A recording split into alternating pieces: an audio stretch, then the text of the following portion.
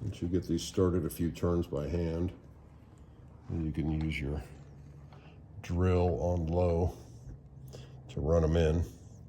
I don't like to torque them down with the drill. I like to feel how snug they are so that I don't end up stripping something out.